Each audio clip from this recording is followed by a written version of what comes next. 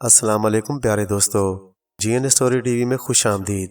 پیارے دوستو، بہت دنوں کی بات ہے، ایک عورت تھی جس کا نام عین تھا۔ وہ بیوہ تھی۔ اس کی ایک نوجوان بیٹی تھی جس کا نام آریہ تھا۔ بیوہ ہونے کے بعد عین کے پاس آمدنی کا کوئی ذریعہ نہ رہا، تو اس نے ایک آدمی ریڈ سے شادی کر لی۔ ریڈ کی بیوی مر چکی تھی، لیکن اس کی بھی ایک بیٹی تھی جس کا نام ماریہ تھا، اور وہ بھی آریہ ہی کی طرح نوجوان تھی۔ عین اپنی بیٹی آریہ کو بڑے لاڈ پیار سے پالتی، اسے اچھے سے اچھا کھانے کو دیتی، اچھے اچھے کپڑے پہناتی، اس کے بالوں میں کنگھی کرتی اور آنکھوں میں سرما لگاتی۔ اسے گھر کا کوئی کام نہ کرنے دیتی، وہ سارا دن کھیلتی کودتی رہتی۔ لیکن ماریہ اس کی سوتیلی بیٹی تھی، اس لیے اس بیچاری کی ہر وقت کم بختی آئی رہتی۔ جو تھوڑا بہت کھانا بچ جاتا وہ ماریہ کو کھانے کو ملتا۔ اس کے کپڑے پھٹے رہتے، بال سنوارنے کا تو اس بیچاری کو ہوش ہی نہ تھا۔ اس کی سوتیلی ماں تمام دن اسے گھر کے کام میں لگائے رکھتی، اسے کبھی کھیلنے کا موقع نہ ملتا۔ اس کے باوجود اکثر اسے مار پڑتی۔ سوتیلی ماں ہونے کے علاوہ عین کو ماریہ سے ایک اور دشمنی بھی تھی۔ وہ اتنے پھٹے پرانے کپڑوں میں اور نہائے دھوئے بغیر بھی اتنی خوبصورت اور پیاری لگتی تھی کہ شادی کے لیے جو بھی پیغام آتا وہ اسی کے لیے آتا۔ آریہ کو کوئی پوچھتا بھی نہ تھا۔ عین ہر وقت یہی سوچتی رہتی تھی کہ ماریہ سے کس طرح پیچھا چھڑایا جائے اور اس کو کس طرح راستے سے ہٹایا جائے، تاکہ لوگوں کی توجہ اس کی اپنی لڑکی آریہ کی طرف ہو۔ یہ لوگ ایک گاؤں میں رہتے تھے۔ گاؤں کے باہر ایک ندی بہتی تھی۔ اس ندی کے کنارے ایک جھونپڑی تھی، ٹوٹی پھوٹی بوسیدہ سی۔ اس کے اندر مکڑیوں نے جالے تان رکھے تھے۔ یہ اندر سے اتنی ڈراؤنی تھی کہ اگر کبھی کوئی بھولا بھٹکا مسافر ادھر آ نکلتا تو تھکا ہارا ہونے کے باوجود وہاں رات گزارنے کی جرت نہ کرتا۔ اس جھونپڑی کے پاس سے جو راستہ گزرتا تھا وہ لوگوں نے مدت سے استعمال کرنا چھوڑ دیا تھا، کیونکہ مشہور یہ تھا کہ اس جھونپڑی میں جن بھوت رہتے ہیں۔ آدھی رات کے بعد اس میں سے ناچنے گانے کی آوازیں آتی ہیں، روشنی کبھی جلتی ہے کبھی بجھتی ہے۔ ایک شام سوتیلی ماں نے ماریہ سے کہا کہ وہ چرخہ اور روئی اٹھا کر اس جھونپڑی میں چلی جائے اور ساری رات بیٹھ کر وہیں چرخہ کاتے۔ صبح تک ساری روئی کا دھاگا بن جانا چاہیے، ورنہ اسے گھر سے نکال دیا جائے گا۔ اصل میں عین کو پتا تھا کہ بہادر سے بہادر آدمی بھی اس جھونپڑی میں داخل ہونے کا حوصلہ نہیں کر سکتا۔ اس نے سوچا کہ جب ماریہ وہاں جائے گی تو جن بھوت اسے مار دیں گے اور یوں اس مصیبت سے نجات مل جائے گی۔ ماریہ بیچاری بہت روئی چلائی۔ اس نے سوتیلی ماں کی بہت منت سماجت کی، لیکن اس پتھر دل عورت پر کچھ اثر نہ ہوا۔ ماریہ رو دھو کر چپ ہو گئی۔ اس نے ایک کاندھے پر چرخہ رکھا، دوسرے پر روئی کی گٹھڑی، اور آہستہ آہستہ ندی کی طرف چل دی۔ جب وہ جھونپڑی کے پاس پہنچی تو خوف سے کانپنے لگی۔ تیز آندھی چل رہی تھی اور ہوا سائیں سائیں کر رہی تھی۔ اس نے حوصلہ کر کے جھونپڑی کا دروازہ کھولا تو چرچراہٹ کی آواز آئی اور وہ کانپ اٹھی۔ اس کے جھونپڑی میں داخل ہوتے ہی روشنی ہو گئی۔ اس کی کچھ سمجھ میں نہ آیا کہ یہ روشنی کہاں سے آ رہی ہے۔ وہ خاموشی سے زمین پر بیٹھ گئی اور تیزی سے چرخہ کاتنا شروع کر دیا، تاکہ صبح ہونے سے پہلے پہلے ساری روئی کا دھاگا بنا لے اور اسے گھر سے نہ نکالا جائے۔ وہ چپ چاپ چرخہ کاٹتی رہی۔ آدھی رات تک کوئی خاص بات نہ ہوئی۔ آدھی رات کے قریب زور کی آندھی چلنا شروع ہو گئی اور باہر سے ایسی آواز آئی جیسے کوئی گاڑی آ کر رکی ہو۔ وہ بہت گھبرائی اور چرخہ چھوڑ کر ایک کونے میں دبک گئی۔ اس کی سمجھ میں نہیں آ رہا تھا کہ وہ کیا کرے۔ بیٹھی رہے تب بھی مشکل، اگر بھاگ نکلے تو وہ لوگ اسے دیکھ لیں گے جن کی گاڑی کی آواز آئی تھی۔ وہ سوچنے لگی، یا اللہ میں کیا کروں، کوئی مجھے اٹھا کر نہ لے جائے۔ ویسے تو وہ اپنے گھر میں بہت تنگ تھی اور وہاں رہنا بھی نہیں چاہتی تھی، لیکن یہ بھی نہیں چاہتی تھی کہ کوئی جن بھوت اسے اٹھا کر لے جائے اور چیر پھاڑ کر کھا جائے۔ وہ ابھی سوچ ہی رہی تھی کہ دو نوجوان لڑکے اندر داخل ہوئے۔ وہ یہ دیکھ کر حیران ہوئے کہ دروازہ تو بند ہے، یہ لوگ اندر کیسے داخل ہو گئے۔ ان نوجوانوں نے بالکل ایک جیسے کپڑے پہنے ہوئے تھے، تنگ کوٹ، تنگ پتلونیں، پیروں میں سیاہ بوٹ، سر پر ٹیڑھی ٹوپیاں۔ ان کی آنکھیں ایسی سرخ تھیں جیسے انگارے دہک رہے ہوں۔ जो ही वो अंदर दाखिल हुए, झोपड़ी में साजों की दिलकश आवाजें गूंजने लगीं। उन्होंने एक दूसरे के हाथों में हाथ डाले और मौसीकी की धुन पर नाचते हुए गाने लगे, नाचेंगे नचाएंगे, लड़की को ले जाएंगे, लौट के फिर ना आएंगे। मारिया उन्हें हैरत से देखती रही और वो तालियां बजा बजा कर नाचते गाते रहे। जब थक गए तो लड़की की तरफ आए और एक लड़का हाथ बढ़ाते हुए बोला, आओ हमारे साथ नाचो। मारिया अब इतनी खौफजदा ना थी। पहले उसे ये डर था कि खौफनाक किस्म के भूत झोपड़ी में आएंगे और उसे खा जाएंगे या उठाकर ले जाएंगे, लेकिन ये लड़के तो बड़े खूबसूरत थे और इन्होंने इसे बिल्कुल तकलीफ ना दी थी। वो बोली, आप लोगों के साथ नाचते हुए मुझे कोई इतराज नहीं, लेकिन ज़रा मेरी हालत तो देखिए, नंगे पाँव और फटे कपड़ों में घर से निकली हूँ। ऐसी हालत में आपके साथ नाचती अच्छी नहीं लगूंगी। वो लड़के बोले, तो तुम्हें क्या चाहिए? मारिया बोली, सुर्ख रंग की जूती की जोड़ी जिसका तिला मजबूत लेकिन एड़ी हल्की हो। दोनों लड़के बाहर निकले और मारिया की पसंद का जूता लेकर फौरन ही वापस आ गए। फिर मारिया ने उन्हें रेशमी जराबों, रेशमी टोपी, सुनहरी हार और सुर्ख रिबन लाने के लिए भेजा। इसके बाद दास्तान ने पंखा और रुमाल लाने के लिए कहा। जब वो लड़के ये सब कुछ लेकर आ गए तो मारिया बोली, क्या आप मुझे कुछ पैसे नहीं देंगे? दोनों लड़के फिर भागे गए और रुपयों से भरी हुई थैली लाकर मारिया के कदमों में डाल दी। वो जब भी बाहर जाते, मारिया उनके वापस आने तक कोई फरमाइश सोच कर रखती। उसे पता था कि सुबह की रोशनी के साथ ही ये लड़के गायब हो जाएंगे। अब उसकी समझ में कोई और बात ना आ रही थी। उसे खामोश देखकर लड़के बोले, अब तो हम सब कुछ ला चुके हैं, अब कोई कसर बाकी ना रही, चलो आओ अब हमारे साथ नाचो। अचानक मारिया के दिमाग में एक और बात आ गई और वो बोली, हाँ अब सब कुछ आ चुका है, लेकिन मुंह हाथ धोने के लिए पानी भी तो चाहिए। ये कहकर उसने उन्हें एक छलनी दी और कहा, इसमें पानी भरकर लाओ। वो भागे भागे नदी पर गए, लेकिन जब छलनी को भरकर ऊपर उठाते तो उसमें से पानी निकल जाता और वो पानी भरने लगते। तमाम रात इसी तरह गुजर गई, लेकिन छलनी में पानी ना भरा।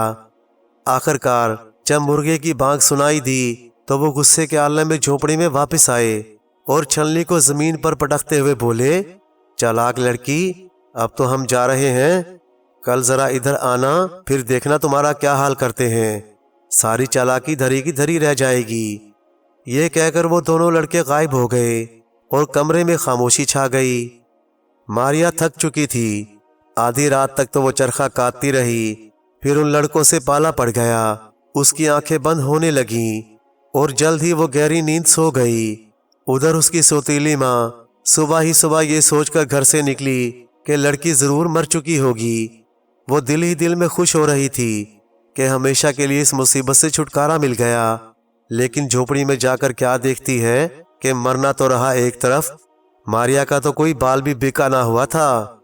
ना सिर्फ ये, बल्कि वो तो बेहतरीन कपड़े पहने, कीमती हार, टोपी और ऐसी ही बहुत सी चीजों से लदी फदी आराम से सो रही थी। इसने मारिया को झंझोड़कर जगाया। वो आंखें मलती हुई उठी तो सौतीली माँ ने उस पर सवालों की बौछार कर दी और जब मारिया ने सारी कहानी उसे सुनाई तो वो बहुत हैरान हुई। अब तो उसे मारिया पर और भी गुस्सा आया।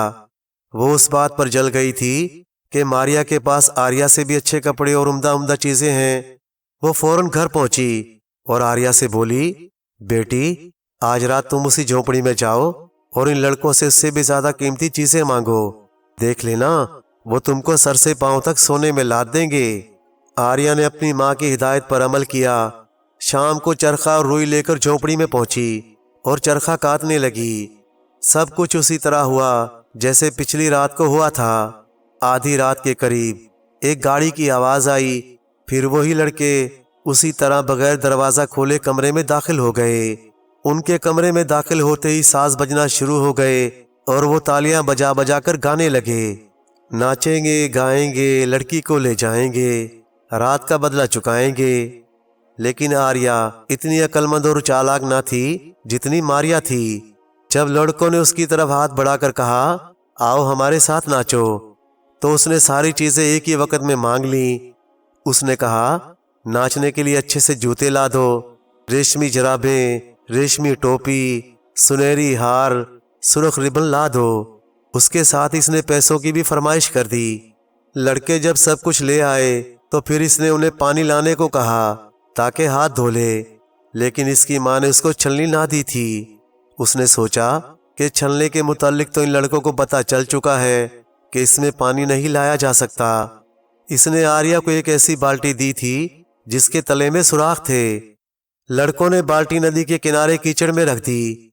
फिर एक लड़के ने दूसरे से कहा, कल रात हम पानी ना ले जा सके थे, आज ऐसा करते हैं कि बाल्टी में पहले कुछ रेत भर लेते हैं ताकि सुराख बंद हो जाएं। बाल्टी के सुराखों में कीचड़ भर गई थी। लड़कों ने उसके अंदर रेत की मोटी सी तह भी बिछा दी थी। फिर बाल्टी में पानी भरा और उसे लेकर झोंपड़ी में पहुंचे। आर्या ने बहुत सोचा, लेकिन और कोई बहाना उसकी समझ में ना आया। लड़के चिल्लाए, चालाक लड़की, जल्दी कर, हाथ मुंह धो, कपड़े बदल और हमारे साथ नाच। आर्या ने मुंह धोया, कपड़े बदले और फिर शीशा देखने लगी, लेकिन लड़कों ने उसे पकड़कर अपनी तरफ घसीट लिया और नाचने लगे। वो एक दायरे में इतनी तेजी से चक्कर लगा रहे थे कि आर्या के कदम लड़खड़ा गए, लेकिन वो ना रुके और उसे इसी तरह नचाते रहे, यहाँ तक कि उसे यूं लगा जैसे उसके बाजू और टांगे जिस्म से अलग हो जाएंगे। वो चिल्लाई, खुदा के लिए जरा रुको, मुझे सांस लेने दो, मुझे चक्कर आ रहे हैं, थोड़ी देर के लिए बैठने दो। लेकिन वो भला कहाँ रुकने वाले थे। वो और भी तेजी से नाचने लगे, यहाँ तक कि मुर्गे ने अजान दे दी। जब वो रुके तो आर्या बेहोश होकर गिर पड़ी। उन्होंने इसका सर काटा, फिर पेशानी में कील ठोंककर उसे झोपड़ी के बाहर दरवाजे पर लटका दिया। फिर लाश उठाकर नदी में फेंक दी और खुद गायब हो गए। ये लड़के असल में भूत थे और वो नहीं चाहते थे कि कोई आदमी इस झोपड़ी में आए। अगर पहली रात मारिया भी इनके साथ नाचने लगती तो वो उसका भी यही हाल करते, लेकिन उसने उन्हें इस बात का मौका ही ना दिया। आर्या की माँ सुबह को खुशी खुशी उठी और इस ख्याल से झोपड़ी की तरफ चल दी कि आर्या ने उन लड़कों से बहुत कीमती तोहफे लिए होंगे। जब वो उस मोड़ पर पहुंची जहां से झोपड़ी का दरवाजा नजर आ रहा था, तो उसे यूं लगा जैसे आर्या दरवाजे में से झांक रही हो। उसने जोर से कहा, आती हूँ बेटी, आती हूँ, जरा सब्र करो। वो झोपड़ी के दरवाजे पर पहुंची तो ये समझी कि दीवार में सुराख है और आर्या ने सर बाहर निकाल रखा है। वो बोली, तुम यूं तो मुस्कुरा रही हो बेटी, जैसे दुनिया जहान की सारी दौलत तुम्हें मिल गई हो। जरा दिखाओ तो सही, क्या क्या चीजें मिली हैं तुम्हें। उसके जवाब में आर्या क्या बोलती। पास के दरख्त पर एक परिंदा आकर बैठा और ऐन की तरफ मुंह करके बोला, बेवकूफ और जालिम औरत, दीवार में तो तेरी बेटी का सर ही है, उसका धड़ तो नदी में बह गया। ये सुनते ही ऐन ने अपना सर पीट लिया। ये तबाही उसकी अपनी लाई हुई थी। उसने सौतीली बेटी के लिए जो कुआं खोदा था, उसकी अपनी बेटी उसी में गिर गई थी। प्यारे दोस्तों, कई साल पहले की बात है। किसी मुल्क पर एक बादशाह हुकूमत करता था। बादशाह नेक और रहमदिल था। रियाया की जरा सी तकलीफ उसे बर्दाश्त नहीं होती थी। उसकी कोशिश होती थी कि उसकी रियाया का हर आदमी खुश रहे। उसने अपने दरबारियों और मसाबों को हुक्म दे रखा था कि वो रियाया की भलाई का ख्याल रखें और किसी पर जुल्म ना करें। अगर इस तक किसी दरबारी की जुल्म की बात पहुंची तो वो उस दरबारी को सख्त सजा देता, ताकि आइंदा किसी को अवाम पर जुल्म करने की हिम्मत ना हो। वो हर हफ्ते खुली कचहरी लगाता और खुद अवाम की शिकायत सुनकर मौके पर फैसला करता। एक दिन बादशाह दरबार में बैठा था कि एक औरत वहां हाजिर हुई और बादशाह के सामने सर झुकाकर खड़ी हो गई। औरत का सर झुका था, मगर बादशाह को उसकी आंखों से बहते हुए आंसू नजर आ गए और वो तड़प उठा और बोला, बहन तुम कौन हो और तुम पर किसने जुल्म किया है। बादशाह की बात सुनकर औरत ने नजरें उठाई और बोली, हजूर मैं लुट गई, मेरे शोहर को किसी ने अगवा कर लिया है। शोहर को अगवा कर लिया? मैं समझा नहीं। बादशाह हैरत से बुड़बुड़ा कर बोला, जी हजूर, मेरा शोहर कल रात से गायब है। हो सकता है तुम्हारा शोहर किसी जरूरी काम से कहीं चला गया हो और तुम्हें बताना उसे याद ना रहा हो। बादशाह ने पूछा, नहीं बादशाह सलामत, मेरा शोहर कभी मुझे बताए बगैर नहीं गया। مجھے شک ہے اسے کالی گھاٹی کے پجاری نے اغوا کیا ہے۔ کالی گھاٹی کے پجاری کا سن کر بادشاہ چپ ہو گیا اور کچھ سوچنے لگا۔ اس تک کالی گھاٹی کے پجاری کی پہلے بھی بہت سی شکایتیں آ گئی تھیں اور بادشاہ نے اپنی فوج کے کئی قابل اور بہادر سرداروں کو اس کی سرگوبی کے لیے بھیجا تھا، مگر ان میں سے کوئی بھی واپس نہیں آیا۔ کالی گھاٹی کے پجاری نے اپنی شیطانی قوتوں سے کام لے کر انہیں موت کے گھاٹ اتار دیا تھا۔ کچھ دیر سوچنے کے بعد بادشاہ عورت سے مخاطب ہوا اور بولا، تم کیسے کہہ سکتی ہو کہ تمہارے شوہر کو کالی گھاٹی کے پجاری نے اغوا کیا ہے؟ حضور، کل رات تقریباً 10 بجے ہم سونے کی تیاری کر رہے تھے، اچانک دروازے پر دستک ہوئی۔ میرے شوہر نے جا کر دروازہ کھولا تو دروازے پر کالی بلی کا کٹا ہوا سر پڑا تھا اور کوئی آدمی وہاں موجود نہیں تھا۔ اور یہ تو آپ کو بھی پتا ہے، کالی گھاٹی کا پجاری جس کا دشمن بن جائے اسے کالی بلی کے کٹے سر سے خبردار کرتا ہے۔ عورت کی بات سن کر بادشاہ کو یقین ہو گیا کہ اس عورت کے شوہر کے اغوا میں کالی گھاٹی کے پجاری کا ہاتھ ہے۔ چنانچہ اس نے فیصلہ کیا وہ خود کالی گھاٹی کے پجاری کو ختم کرنے جائے گا۔ یہ بات سوچ کر وہ عورت سے مخاطب ہوا، بہن تم فکر نہ کرو، واپس لوٹ جاؤ، تمہارے شوہر کو پجاری کی قید سے میں خود چھڑا کر لاؤں گا۔ بادشاہ کی بات سن کر اس عورت کو بہت حوصلہ ہوا اور بادشاہ اپنی روانگی کی تیاری کرنے لگا۔ بادشاہ کے درباریوں نے بادشاہ کو پجاری کے مقابل جانے سے منع کیا، مگر بادشاہ تہیا کر چکا تھا کہ وہ اپنی رعایا کو اس موذی سے نجات دلا کر رہے گا۔ چنانچہ اس نے کسی کی بات نہ مانی اور پجاری کی تلاش میں نکل کھڑا ہوا۔ وہ نہیں جانتا تھا کہ کالی گھاٹی کہاں ہے اور وہ پجاری کی شیطانی قوتوں کا مقابلہ کیسے کر سکے گا۔ اسے تو بس خدا پر بھروسہ تھا اور وہ اسی سے مدد کی دعائیں مانگتا ہوا پجاری کی تلاش میں نکل پڑا۔ کئی دن کے سفر کے بعد وہ ایک نخلستان میں جا پہنچا۔ چاروں طرف ہرے بھرے درخت عجیب بہار دکھا رہے تھے، رنگ برنگے پھول آنکھوں کو تازگی بخش رہے تھے۔ بادشاہ ایک درخت کے نیچے ٹیک لگا کر بیٹھ گیا۔ ابھی سے بیٹھے کچھ ہی دیر گزری تھی کہ دو خوبصورت ہرن کہیں سے اس کے پاس آ کر کھڑے ہو گئے۔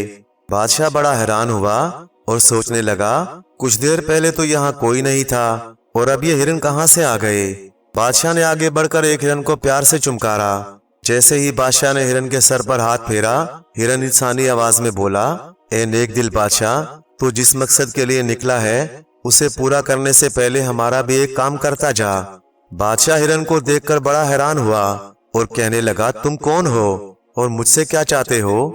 میں ملک عراق کا شہزادہ ہوں اور یہ دوسرا ہرن میری بہن شہزادی مہتاب ہے۔ ہمیں ایک جادوگر نے ہرن بنا کر اس نخلستان میں چھوڑ دیا تھا کیونکہ میرے باپ نے میری بہن کی شادی اس جادوگر سے کرنے سے انکار کر دیا تھا۔ اب ہم ایک ہی صورت میں اپنے اصل روپ میں واپس آ سکتے ہیں اگر تم 7 منہ والے شیش ناگ کے منکے کو پانی میں گھول کر وہ پانی ہمیں پلا دو۔ لیکن میں وہ کہاں سے لاؤں؟ بادشاہ نے جواب دیا، وہ منکا تمہیں یہاں سے شمال کی طرف واقع 700 کوس دور سانپوں کی بستی میں ملے گا۔ ویسے بھی تم جس پجاری کو ختم کرنے جا رہے ہو اسے ختم کرنے کے لیے تمہیں شیش ناگ کے منکے کی ضرورت پڑے گی۔ اس منکے کے ہوتے ہوئے تم پر اس پجاری کا کوئی جادو اثر نہیں کرے گا۔ ہرن کی بات سن کر بادشاہ نے سوچا، واقعی اسے شیش ناگ کا منکا ضرور حاصل کرنا چاہیے۔ چنانچہ بادشاہ نے ہرن سے منکا لانے کا وعدہ کیا اور وہاں سے چل پڑا۔ کئی دن کے سفر کے بعد جب اسے اندازہ ہو گیا کہ اب وہ سانپوں کی بستی کے قریب پہنچ چکا ہے تو وہ منکا حاصل کرنے کی ترکیبیں سوچنے لگا۔ ابھی وہ انہی سوچوں میں گم تھا کہ اچانک اسے آہٹ محسوس ہوئی۔ اس نے سر اٹھا کر دیکھا تو ایک آدمی اس کے سامنے کھڑا تھا، زرد رنگ کے لباس میں ملبوس۔ اس آدمی کے ہاتھ میں بین اور کمر سے لٹکے تھیلے میں سانپ کی پٹاری معلوم ہوتی تھی۔ بادشاہ سمجھ گیا یہ آدمی کوئی سپیرا ہے۔ ابھی بادشاہ اس آدمی سے اس کے متعلق پوچھنے ہی والا تھا کہ وہ آدمی بادشاہ سے بولا، دوست تم کون ہو اور اس خطرناک جگہ پر کیا کر رہے ہو؟ بادشاہ بولا، میں شیش ناگ کا منکا حاصل کرنا چاہتا ہوں۔ شیش ناگ کا منکا؟ سپیرا حیرت سے بولا، ہاں شیش ناگ کا منکا، کیونکہ مجھے اس کی ضرورت ہے۔ یہ بہت مشکل کام ہے، تم نہیں جانتے شیش ناگ کتنا زہریلا ہوتا ہے۔ اس کے 7 منہ ہیں اور ہر منہ میں 2 زبانیں ہیں۔ سپیرے کی بات سن کر بادشاہ چند لمحے سوچتا رہا، پھر اس نے سپیرے کو تمام واقعہ کہہ سنایا۔ بادشاہ کی بات سن کر سپیرا کہنے لگا، تم وہ من کا انسانیت کی بھلائی کے لیے حاصل کرنا چاہتے ہو، لہٰذا میں تمہاری مدد کروں گا۔ میرے قبضے میں شیش ناگ کی ناگن ہے اور اسے آزاد کروانے کے لیے شیش ناگ ہماری ہر بات مان سکتا ہے۔ چاند کی 14ویں رات کو جب شیش ناگ اپنے غار سے باہر نکلے گا تو ہم اسے ناگن کی جھلک دکھائیں گے۔ جب وہ اسے مانگے گا تو ہم اس کے بدلے میں اس سے وہ من کا مانگ لیں گے۔ سپیرے کی بات سن کر بادشاہ بہت خوش ہوا اور کہنے لگا، تم ایک نیک انسان ہو، اگر میں اپنی مہم میں کامیاب ہو گیا تو تمہیں اس کا انعام ضرور دوں گا۔ بادشاہ کی بات سن کر سپیرا ہنسنے لگا اور بولا، مجھے کسی انعام کی ضرورت نہیں، مجھے ایسے ایسے خزانوں کا علم ہے جو شاید تم نے کبھی خواب میں بھی نہیں دیکھے ہوں گے، مگر میں لالچی نہیں۔ اب ہم چاند کی 14ویں رات کا انتظار کریں گے تاکہ شیش ناگ کا من کا حاصل کر سکیں۔ چاند کی 14ویں میں ابھی کافی دن تھے۔ بادشاہ اور سپیرا بے چینی سے اس رات کا انتظار کرنے لگے۔ آخر خدا خدا کر کے 14ویں چاند کی رات آئی اور ٹھیک اس وقت جب چاند بالکل ان کے سروں پر پہنچا، شیش ناگ اپنے غار سے باہر نکلا اور کھلی فضا میں جھومنے لگا۔ تبھی ایک طرف سے سپیرا اس کے سامنے آ کھڑا ہوا۔ وہ منہ میں منتر پڑھ رہا تھا جس کی وجہ سے سانپ اس کا کچھ نہ بگاڑ سکا۔ شیش ناگ سپیرے کو اپنے سامنے دیکھ کر چونک پڑا اور غصے سے پکارنے لگا۔ یہ دیکھ کر سپیرے نے اپنی پٹاری زمین پر رکھی اور اس کا ڈھکن اٹھا کر شیش ناگن کی ایک جھلک دکھا دی۔ شیش ناگن پر نگاہ پڑتے ہی شیش ناگ نے پکارنا بند کر دیا اور انسانی آواز میں سپیرے سے بولا، تم شیش ناگن کو چھوڑ دو۔ نہیں، میں نے اسے بڑی مشکل سے پکڑا تھا، تم اس کے بدلے میں مجھے اپنا منکا دے دو تو میں شیش ناگن کو آزاد کر دوں گا۔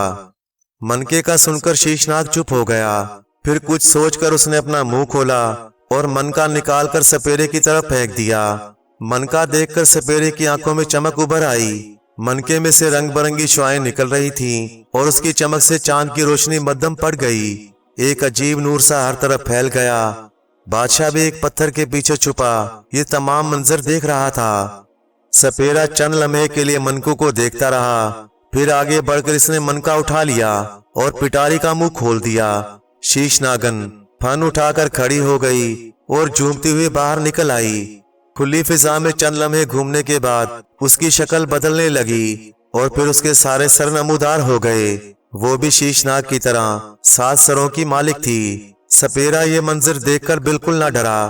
اس کے برعکس بادشاہ جو پتھر کے پیچھے چھپا بیٹھا تھا، اس کے ماتھے پر پسینے کے قطرے نمودار ہو گئے تھے اور پھر دیکھتے ہی دیکھتے ناگن کے سر عورت کے چہرے میں بدل گئے اور وہ سپیرے سے مخاطب ہوئی، اے نیک دل انسان، میں جانتی ہوں تو نے کس مقصد کے لیے منکا حاصل کیا ہے۔ اب منکا تمہارے پاس ہے، میں اور میرا ناگ تمہارے غلام ہیں۔ اگر تمہیں کہیں بھی ہماری مدد کی ضرورت پڑے تو اس منکے کو رگڑ دینا، ہم دونوں حاضر ہو جائیں گے۔ ناگن کی بات سن کر سپیرے نے ناگن کا شکریہ ادا کیا اور بادشاہ کو ساتھ لے کر وہاں سے چل پڑا۔ کئی مہینوں کے سفر کے بعد وہ اس نکلستان میں پہنچے جہاں عراق کا شہزادہ اپنی بہن شہزادی مہتاب کے ساتھ ہرن کے روپ میں ان کا انتظار کر رہا تھا۔ بادشاہ نے ایک بڑے برتن میں پانی بھر کر منکا اس میں ڈبو دیا۔ دونوں ہرنوں نے جیسے ہی پانی پیا وہ انسانی روپ میں واپس آ گئے۔ اب بادشاہ اور سپیرے کے سامنے ایک نوجوان لڑکی اور لڑکا کھڑے تھے۔ شہزادہ بہت خوبصورت تھا مگر اس کی بہن اس سے بھی زیادہ بڑھ کر حسین تھی۔ شہزادے نے آگے بڑھ کر بادشاہ اور سپیرے کا شکریہ ادا کیا۔ بادشاہ اور سپیرا بولے، یہ تو ان کا فرض تھا۔ پھر بادشاہ اور سپیرے نے شہزادے اور شہزادی کو ملک عراق روانہ کر دیا۔ شہزادے اور شہزادی کے جانے کے بعد بادشاہ نے سپیرے سے خود بھی جانے کی اجازت مانگی تو سپیرا کہنے لگا، دوست، میں جانتا ہوں تم کالی گھاٹی کے پجاری کو ختم کرنے جا رہے ہو، میں بھی تمہارے ساتھ چلوں گا۔ بادشاہ نے پہلے تو انکار کیا، پھر سپیرے کا اصرار دیکھ کر وہ اسے ساتھ لے کر چلنے پر آمادہ ہو گیا۔ پھر دن رات کا سفر کرنے کے بعد وہ کالی گھاٹی میں جا پہنچے۔ ان کے سامنے ایک وسیع اور اس لمبا چوڑا پہاڑ تھا جس کا رنگ سیاہ تھا۔ وہ دونوں پہاڑ پر چڑھنے لگے۔ کچھ اوپر جا کر انہیں غار نظر آیا۔ وہ دونوں غار میں داخل ہو گئے۔ غار میں داخل ہوتے ہی ان کی آنکھیں حیرت سے پھٹی کی پھٹی رہ گئیں۔ ان کے سامنے ایک عظیم و عالیشان محل کھڑا تھا۔ وہ بہت حیران ہوا، پجاری نے تو یہاں اپنی علیحدہ ہی دنیا بسائی تھی۔ وہ دونوں محل کے اندر داخل ہوئے تو انہیں بے شمار انسان مختلف کاموں میں مصروف نظر آئے۔ مگر ایک بات جو ان سب میں مشترک تھی وہ یہ کہ وہ سب جادو ٹونے کے کاموں میں مصروف تھے۔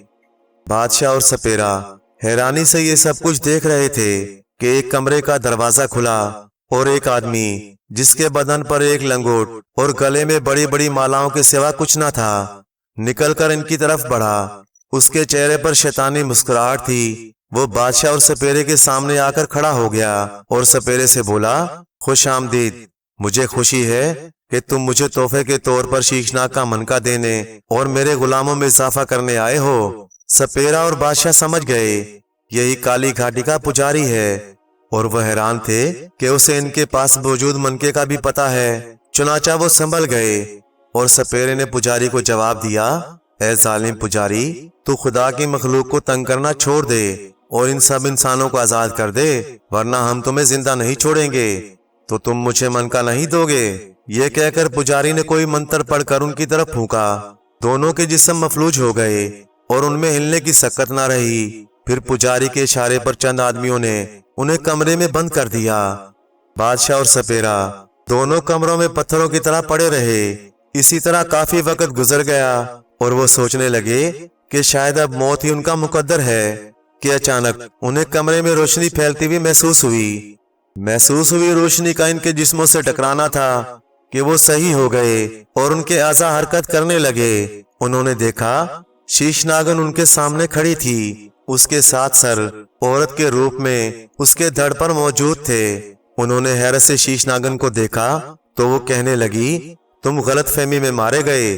اگر تم منکا نکال کر پجاری کے سامنے کر دیتے تو اس کا ہر وار اور منتر بیکار ہو جاتا، کیونکہ منکے کی طاقت کے سامنے اس کی طاقت بہت کم ہے اور وہ تم سے تمہاری مرضی کے بغیر منکا لے بھی نہیں سکتا تھا۔ یہ اس کی مرضی سے باہر ہے۔ اب تم دونوں باہر جاؤ اور منکے کی مدد سے اس کا مقابلہ کرو۔ جب تم پجاری کو مارنے میں کامیاب ہو جاؤ گے تو میرے 2 غلام ناگ جو انسانی روپ دھار سکتے ہیں تمہیں تمہارے وطن پہنچا دیں گے۔ یہ کہہ کر شیشناگن وہاں سے چلی گئی۔ سپیرے نے منکا نکال کر ہاتھ میں پکڑا تو کمرے کا دروازہ خود بخود کھل گیا۔ وہ باہر نکل آئے۔ جیسے ہی وہ کمرے سے باہر نکلے دوسرے کمرے سے پجاری بھی نکل آیا۔ وہ ان کو دیکھ کر حیران تھا، مگر پھر سپیرے کے ہاتھ میں منکا دیکھ کر وہ سمجھ گیا اور منتر پڑھ کر ان کی طرف پھونکا، مگر بادشاہ اور سپیرے پر اس کا کوئی اثر نہ ہوا، حتیٰ کہ اس نے اپنا ہر داؤ آزما کر دیکھ لیا۔ یہ دیکھ کر بادشاہ نے تلوار نکالی اور ایک ہی وار سے پجاری کی گردن اڑا دی۔ پجاری کے مرتے ہی وہ محل، وہ کالا پہاڑ، سب کچھ غائب ہو گیا اور وہ ایک کھلے میدان میں موجود تھے جن میں اس عورت کا شوہر بھی موجود تھا۔ بادشاہ نے سپیرے کا شکریہ ادا کیا اور اس آدمی کو لے کر اپنے وطن روانہ ہو گیا۔ وہ عورت اپنے شوہر کو دیکھ کر بہت خوش ہوئی اور بادشاہ کا شکریہ ادا کیا۔ پیارے دوستو، کہانی اچھی لگے تو لائک کریں، چینل کو سبسکرائب کر دیں اور مزید اسی طرح کی قصے کہانیاں دیکھنے اور سننے کے لیے دیکھتے رہیں جی این اسٹوری ٹی وی۔ شکریہ۔